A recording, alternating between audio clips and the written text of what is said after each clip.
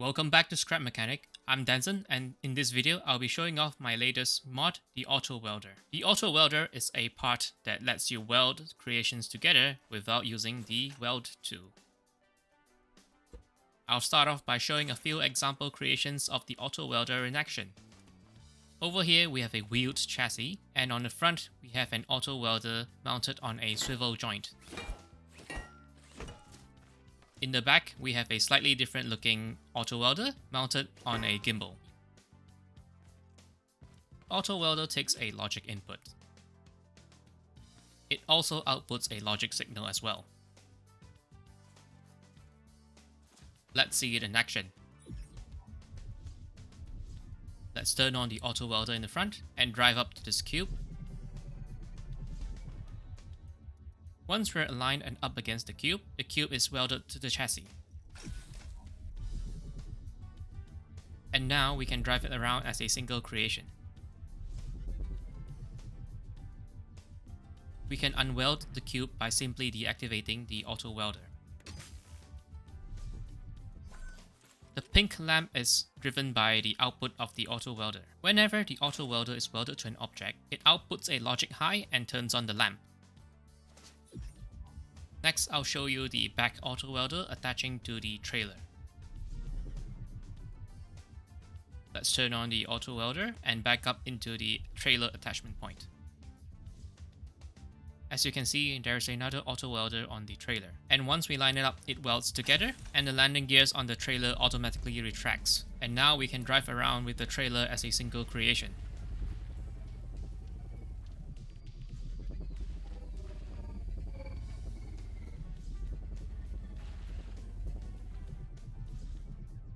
We can even pick up the cube.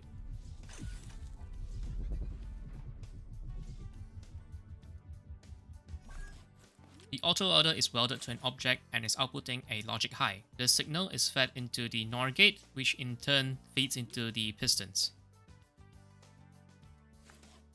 We can separate the creations from the trailer side by turning off this switch.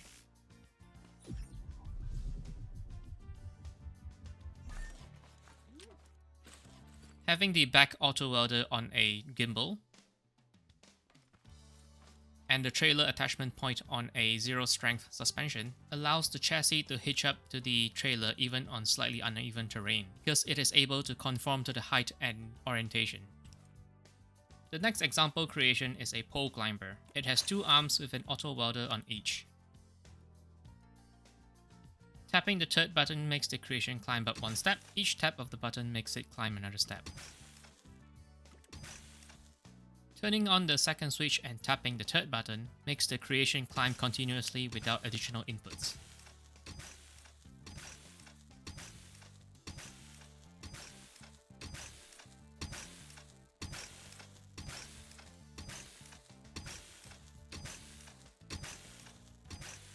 Turning off the second switch stops the creation. And turning off the first switch disables the Auto Welders. The final example creation is the contraption here. It takes these 6 panels and assembles them into a cube, all by itself without any user input, using sequential logic and timing. We start it by pressing this green button.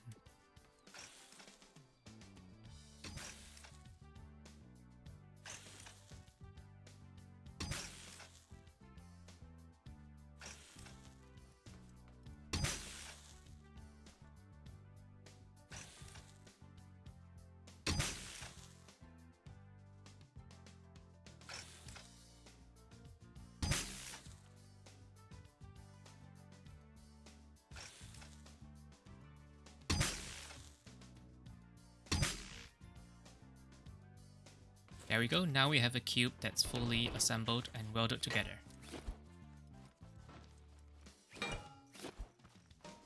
Up next is a detailed explanation of the Auto Welders, including how to use it and its limitations. I'll start off by explaining the various states of the Auto Welder. Here we have a collection of Auto Welders, each with an input switch and an output lamp. In this first instance, the switch is off, hence the Auto Welder is disabled and is grey. When the auto welder is enabled, it turns cyan, provided that there is nothing up against it. When there is an invalid object up against the auto welder, it turns red. In this case, the block is considered invalid because it is not aligned correctly. As you can see, the rotation is off. For a weld to occur, the part itself must also be valid. The part must have a valid sticky surface up against the auto welder, in addition to being aligned positionally and rotationally within a certain margin of error. When all the requirements are met, a weld occurs and the auto welder turns green. It also outputs a logic high and turns on the lamp. As you can see, this block is truly welded to the auto welder. Finally, we have the modes of the auto welder, which can be selected by pressing E on the auto welders, allowing you to turn the coupler mode on and off. Coupler mode is off by default and looks slightly different from the non-coupler mode. When coupler mode is on, the auto welder will not weld to any other parts or blocks, apart from another auto welder that is also in coupler mode. As you can see, it does not weld.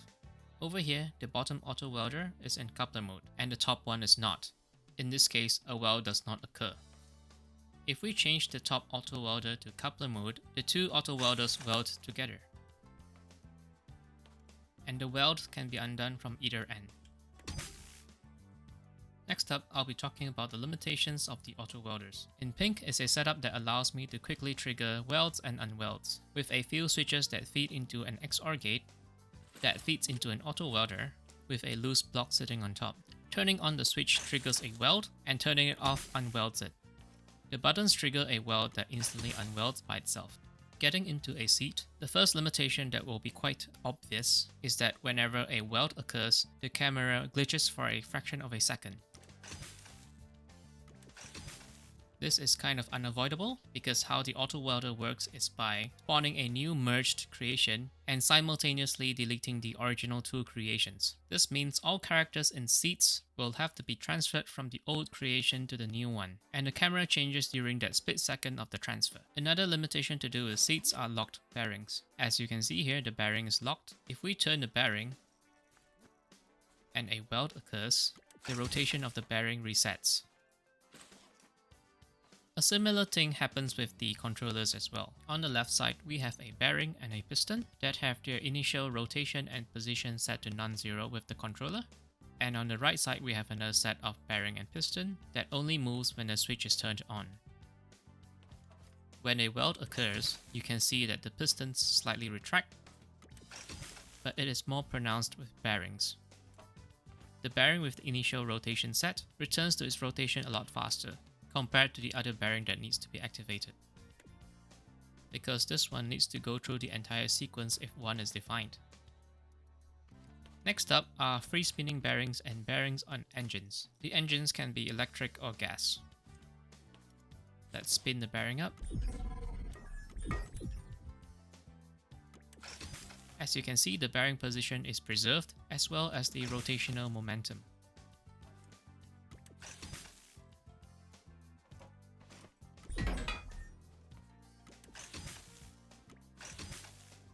Then we have pistons not powered by controllers, such as buttons, switches, and logic. Whenever a weld occurs, the pistons retract significantly. The amount of retraction varies depending on the settings of the piston. Up next, we have logic memory. Here is a simple triple XOR logic memory. Using this, we can toggle the state of the memory to be on or off.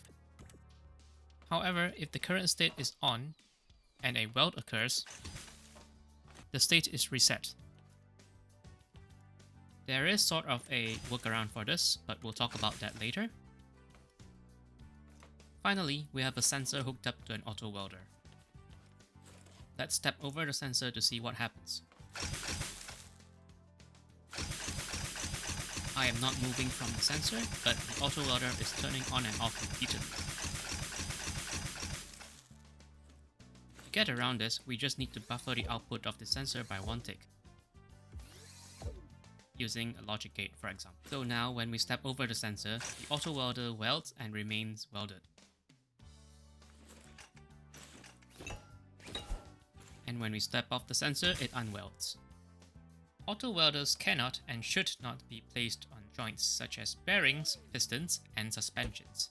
You could forcibly try to weld one on by doing something like this. However, I recommend against doing so because when your creation is respawned or the world is reloaded, the auto welder will be automatically removed.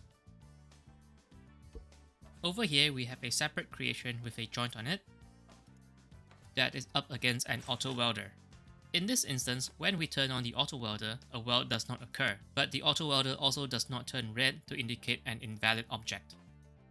Next up, I'll talk about some of the behaviors of the auto welder. Over here, we have a block that is up against the auto welder that is also part of the same body as the auto welder itself. When we turn on the auto welder, a welding effect is seen. This is only a superficial weld as the block is already part of the same body as the auto welder, so this does not trigger a true weld that respawns the creation. Here we have blocks that are on a separate body than the body of the auto welder, separated by a piston joint. In this case, a weld does not occur because an auto welder cannot weld to another body of its own creation. We have another couple of blocks here that is a separate creation, supported by this pipe piece here. When we turn on the auto welder, the blocks become temporarily welded to the auto welder, but permanently welded to the pipe piece. So when we turn off the auto welder, the blocks remain welded via the pipe piece. In order to get around this, any supporting parts or blocks should be on a separate body from the auto welder itself. In this case, when we weld the blocks and then unweld it, the blocks can be properly separated from the creation. Instead of relying on separate bodies, we can use certain parts that have full collision boxes, but do not have what scrap mechanic calls internally as sticky surfaces, where basically it is a surface that you cannot place a block or part on. Using these parts as supports, we can weld and unweld the blocks, and they will all remain separate creations after unwelding.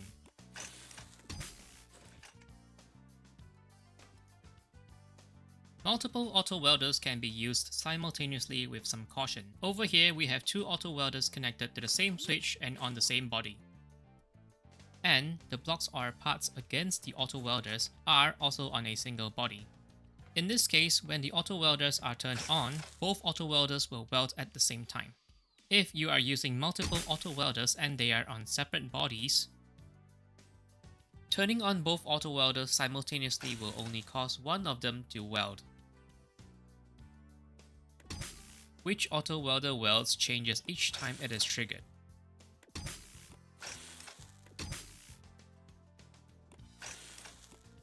We are able to transfer the weld point from one auto welder to the other by turning off the auto welder that's currently welded.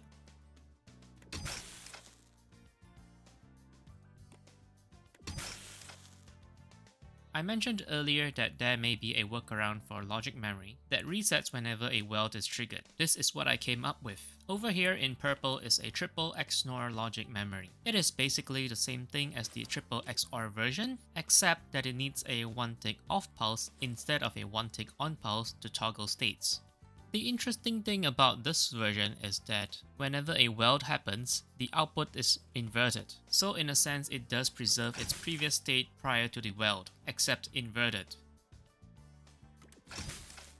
This by itself may not be very useful, but if we use it as a reference and have another triple XNOR logic memory with a button input that allows us to toggle the state, we can then feed both outputs of the logic memory into an XOR gate. These red logic blocks here form a majority logic circuit, which helps to filter out flickering states after a weld, and the final output that we are interested in can be taken from this yellow logic gate. Let's start off by saying that we want to store a logic off state. That's pretty easy, and we can trigger a few welds here just to show that this state stays off. Now let's say we want to store an on state. We press the button here to toggle the output state to on. And now we can trigger welds to show that the output remains on even after welding. And just to show that we can go back to storing logic off, let's press the button and trigger a couple of welds. So this workaround does allow us to store states, but there is a caveat.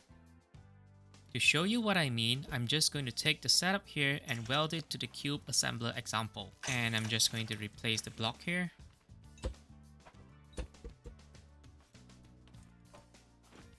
When this setup here is part of a larger and or more complex creation, it will no longer work predictably. As you can see, it has glitched out. I do not know the limit of how big or complex a creation can be before this workaround stops working, but this is the only thing I have been able to come up with so far. There are probably some more nuances that I have not mentioned or even discovered, but that will be all for this video. I hope you enjoyed the new auto welder part. Let me know in the comments what you think about it. I'm Danzen, and until next time, bye!